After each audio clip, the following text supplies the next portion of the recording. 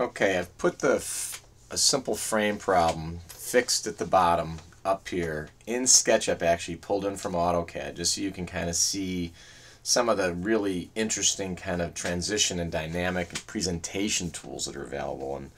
And within this program, again, within AutoCAD, the product would be Impression that does stuff like this, but I don't know that it actually has these transitions. So what you see labeled up here is basically this frame, and I've actually put the coordinates of the beginning and the end of the force with this caveat. Obviously, the beginning of the force is the point of application, and the difference between the end of the force vector and the start of the force vector is given in feet, but that in fact would be in pounds or whatever scale you are drafting your forces on. The 19.9999 is just kind of a program error, so I'm going to correct those to be 20 feet. That's either drafting error or program error. So that's basically, you've got a point of application at the top of a 20-foot tower. You've got 3 forces on there. And what I'll be doing is I'll be linking out within YouTube a little bit to show you what the actual matrices look like in terms of the determinant of the radial vector from the point of interest. So the point of interest here is going to be at the, I'll just do it for solving for the reactions, but that could change. At any one point in time, you could draft a different radial vector, and then of course you just would be subtracting one vector from the other. So when you look at this top left here, that is the coordinates basically of that top left point in this frame where the cable is pulling down on it. Now I do this for this reason. This is this nice kind of style. I'm going to show you where styles are within this. It's kind of set of layers. This is a clipboard with chipboard with fine marker style. Now all I've got to do then is go and double click here, and I've transitioned to another style which is highlighted the colors. And so in this case the green are forces. And you just kind of don't see the 2 forces that you also want to see down here. You have a reaction in the X and reaction in the Y, and then a moment. You got things you see come in as blocks. Blacks transfer into this program.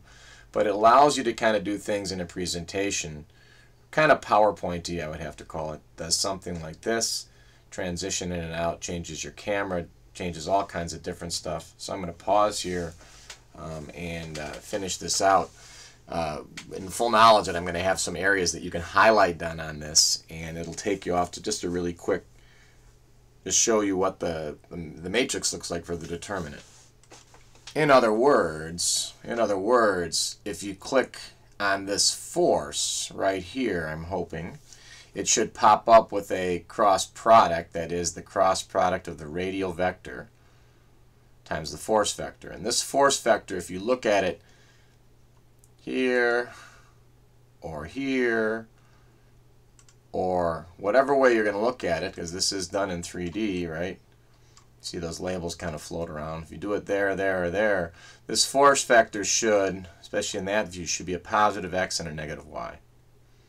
So it's actually minus 4.755 minus a minus 10. So that's got a delta, and it's got nothing in the y, it's all in the x and the z, and that's in reality the transition we'll be making after we do this next exam. You do these problems, obviously, if you look at the general views, you can do this camera standard views, you can go the front view, camera standard views, you can go the left view, camera standard views, you can go the top view, camera standard views, you can go the isometric view. And so one thing in this program you learn is to save the scenes. And the scenes, again, are saving camera, layers, styles, fog. This many things are saved in the scenes. If I do a right-click, Scene Manager, and I want to update, these are the choices I can update. So there's a lot of potential here. So I'm taking it back to this here, and I'll hopefully allow you then to click on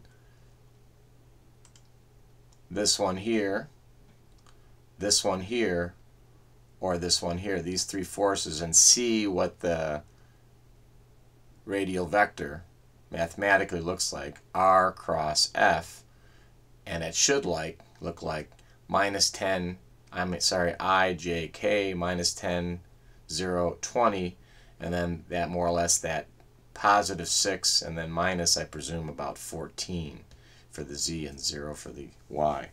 Same thing for this, and same thing for this. You see the labels are at the beginning of the vector. Apologize for the negative zeros, but that's how the program laid it in. Again, these will be denoting force. The change will be in force, not in feet.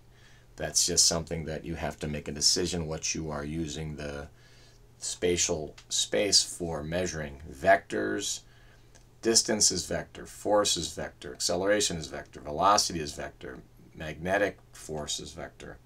Lots of different vectors are going to be depicted on a plane. Wind speed would be vector. So, all right, so I'll post this out. You can take a look at this problem. You're going to have at least one similar problem like this, but it will be laid on its side. It will be in 2D, but then you will be doing it in the future in 3D, and it's the same thing if you do matrices. The sliding of vectors won't necessarily help you too much because you'll get mixed up in the 3D. Thanks for listening.